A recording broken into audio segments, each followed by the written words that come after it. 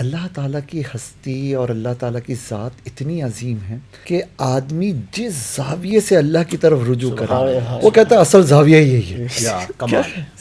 Emotions والے emotions کے رخ سے اللہ کی طرف جاتے ہیں. وہ کہتے ہیں یار جب تک آپ نے جذبات کے دائرے میں آ کر خدا تک پہنچنے کی ایفرٹ نہیں کی, آپ نے معرفت کا حق ادا نہیں کیا. اعمال والے مجاہدوں کی راہ سے جاتے ہیں. وہ کہتے ہیں جب تک آپ سجدوں اور قیام اور مجاہدوں کو نہیں کرو گے, جب تک خون کے قطرے نہیں بہیں گے اللہ کی راہ میں, آپ کو کیا معرفت ملے گی. اسی طرح عقل و خرد والے, کلام والے, وہ کہتے ہیں دلائل اور دماغ اور جب تک اس کی گرہیں نہیں کھلیں گی اللہ کو کیسے پہچانو. لیکن وہی اول وہی آخر, وہی ہے ظاہر وہی ہے باطن. اتنا ظاہر کہ جس علم فن کو اٹھا کے دیکھیے, جس زاویے سے اللہ کی طرف جائیے, سامنے اس کی قدرتیں عیاں نظر آئیں گی. اتنا ہمارے لیے مخفی کہ اس کے وجود کو ماننا ہمارے لیے امتحان رکھا گیا, اور آج کئی لوگ اس امتحان میں فیل ہوتے نظر آتے ہیں.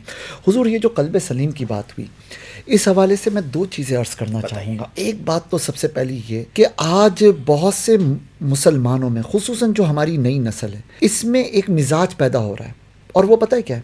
وہ مزاج یہ پیدا ہو رہا ہے کہ ان کو ہر چیز کا ریفرنس, ان کو ہر چیز کی لاجک, ان کو ہر چیز کے بیک پہ نا کوئی کیلکولیشن چاہیے. یہ غلط نہیں ہے, ٹھیک ہے. اس کے مقابلے میں کچھ طبقات ایسے ہیں کہ جن کا ماننا یہ کہ ارے بھائی لاجک اور ریفرنس اور عقل اور ایکویشنز اور ان سب چیزوں کو چھوڑو, دلائل وغیرہ کو ایک کنارے پہ رکھو, شیطان کے پاس بھی بہت ساری دلیلیں تھیں, تم عمل کرو, گرہیں کھلیں گی, روزے رکھو, نمازیں پڑھو.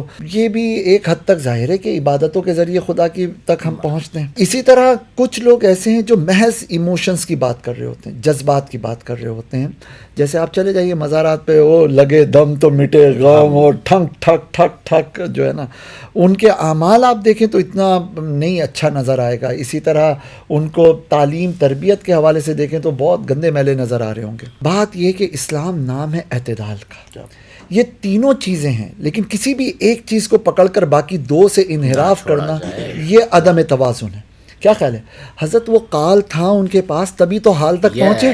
بالکل ایسا ہی. اگر وہ مولوی ہی نہیں ہوتے تو مولا روم کیسے بنتے؟ کیا بات ہے. ہاں, مولوی ہونے کے میں جا کے بیٹھتا تھا, آپ کی بات چھوڑ رہا ہوں, انہوں نے یہ جملہ کہا طریقت شریعت کی باندھی ہے. اللہ اکبر. کا شریعت رسول اللہ کے قال اور رسول اللہ کے عمل کا نام ہے, اور اللہ کو اپنے محبوب کے قال اور اپنے محبوب کے عمل سے اور کون سی چیز ہے جو زیادہ محبوب ہو سکتی ہے؟ تو کہا اگر کوئی یہ کہتا ہے کہ طریقت الگ ہے شریعت الگ ہے, کہا نہیں, طریقت جو ہے وہ شریعت کی باندھی ہے. اللہ, یہ کمال تھا. واہ واہ. ظاہر ہے وہ وہی تھیوری ہوتی ہے جس کی پریکٹس چاہیے. بالکل ایسا. کیا خیال ہے؟ اچھا, اب ہوا کیا یہ بہت ضروری ہے کہ میں اپنے اعمال اور اخلاق میں ایسا لگ جاؤں کہ میں علم دین کو نظر انداز کرنے شروع کر دوں, میں عدم توازن کا شکار ہوں. اچھا, میں علم اور کتابوں اور دلائل اور ریفرنسز میں ایسا لگ جاؤں کہ اعمال میں کمزور ہونے لگ جاؤں, تو میری گاڑی کے انجن میں بڑا دم ہے لیکن ٹائر ہی پنچر ہوگا. کیا خیال ہے؟ منزل پھر نہیں ملنی. اچھا, یہ دونوں چیزیں ہوں اور ٹنکی میں پیٹرول نہ ہو, فیول نہ ہو, وہ جو حال چاہیے. دوسری بات حضور, ہم مسلمانوں کو نا ایموشنل مسلمان ہونا چاہیے. آج جب بھی ڈسکشن ہوتی ہے جذبات کی بسا اوقات نفی کی جا رہی ہوتی ہے.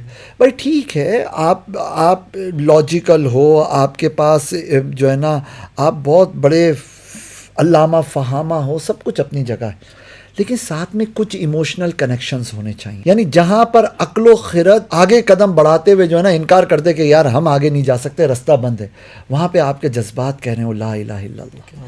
بے خطر کود پڑا آتش نمرود میں عشق, عقل ہے محو تماشائے لبے بام ابھی. صحیح بات.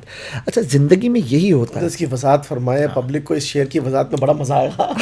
میں کرتا ہوں ذرا. ہوتا یہ ہے کبھی کبھار نا, جس طرح گاڑی کا ایک ٹائر پنچر ہوا تو اسپیئر ویل ساتھ دے دیتا ہے, اسی طرح اگر ہم تینوں سائڈز کو لے کے چل رہے ہو نا, اعمال بھی ہوں, عقل و خرد بھی ہو, اور ایموشن اور جذبات بھی ہوں, تو کوئی ایک سائڈ اگر 19-20 ہو رہی ہوتی ہے نا تو دوسری سائڈ اس کو کور کرنے لگتی ہے. دل کے جذبات کھڑے ہوتے ہیں, ذکر و اذکار آتے ہیں, سنبھال لیتے ہیں, اعمال کی کمزوری دور ہو جاتی ہے. کبھی ایسا ہوتا ہے دل دنیا کی طرف مائل ہونے لگتا ہے تو نماز آ جاتی ہے, تلاوتیں آ جاتی ہیں, یہ اعمال آ کر اس کو کور اپ کر دیتے ہیں, ایک سپورٹ ہوتی ہے. یار کمال بات ہے.